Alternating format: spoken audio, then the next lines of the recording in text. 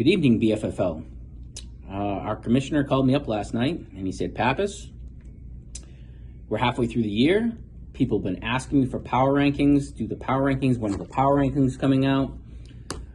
As you know, I've scheduled the mid-season classic between the top two teams in the BFFL. So people kind of know, with you and Beats playing in the BFFL classic, who the top two teams are. But would you rank 3 through 12 and see how that shakes out? So I said, Commish, anything for you. I'll try to keep this as short as possible. Coming in at number 12, we have AI Chuck. I don't think anyone's really surprised by this. There's been a lot of talk about AI coming in and taking people's jobs. If this is a sign of that to come, I don't think people have that much to worry about. I know he's got CMC and Puka hurt, but even when they come back, there's no saving this team. He should have made a trade like 4 weeks ago, Chuck. This is bad. 11, we have Comishington or Comisham. I don't know. Comishington to me.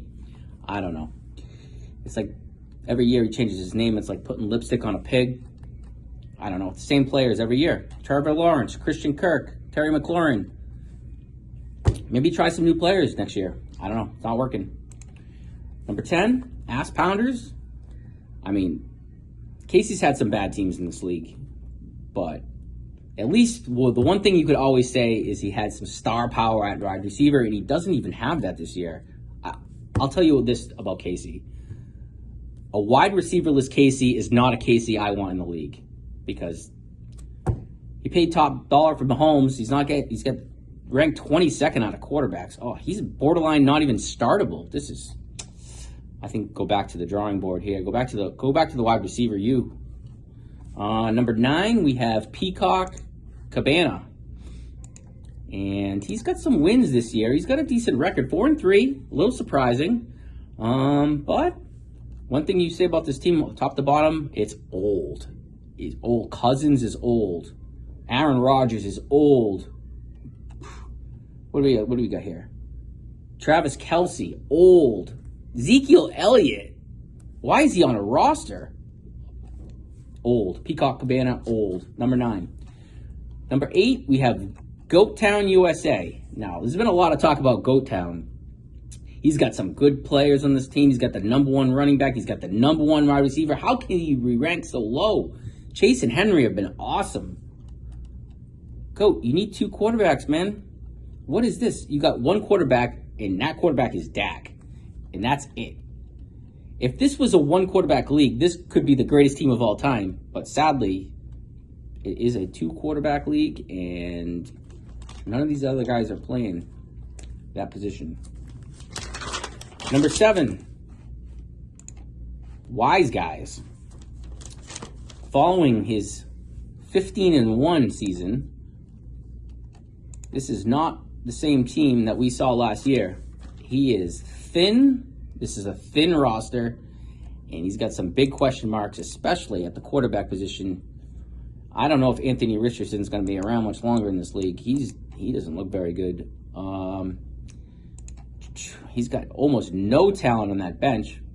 Clyde Edwards-Helaire, you can't quit that guy. Why is he? Oh my goodness. All right. Sorry, Wise Guys. It's not going to be a repeat year for you, I don't think. Number 6.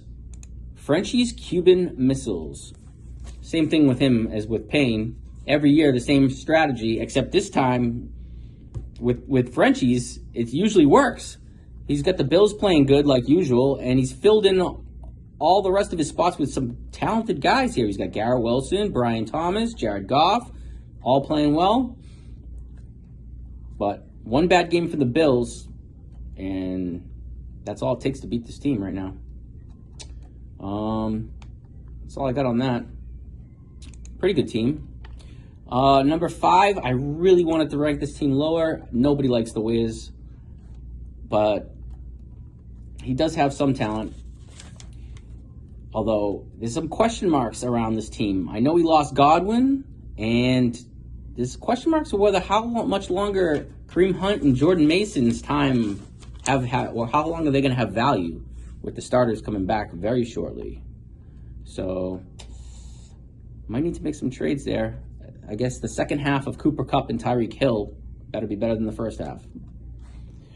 We have number 4, Love Vote Captain. They honestly could have been higher, but tough weekend for him. Jaden Daniels getting hurt, some question marks around his health. Baker Mayfield losing both of his receivers, and obviously IU going down. But he's got a good team. He's got Taylor and Chubb coming back, so could make some noise down the stretch here. Number 3, we have there's 7 teams that are 4-3 in this league, but in the power rankings, a 3-4 team at the 3 spot, Viper. He's got a good roster, man. How does he have 4 losses? Oh, he leads the league in points allowed. You got to play some fantasy defense, dude. But he also leads the league in points scored. He's got no weaknesses on this roster. He's across the board. He's got good talent at all positions. And this team is not a team I want to play down the stretch. This is a dangerous roster. So Viper coming in at number 3. And as we said, number 2 and number 1, they will be playing for that honor on the field this weekend. People are saying, oh, how can Beats not be the number 1 team in the league? He's 6-1. Even if he loses, he's still going to have the best record. But what if those 2 losses come to the same team? Then who's number 1? We'll have to wait and see. I don't know, Beaties. I'd be worried. And that's all I got for you. Prime time out.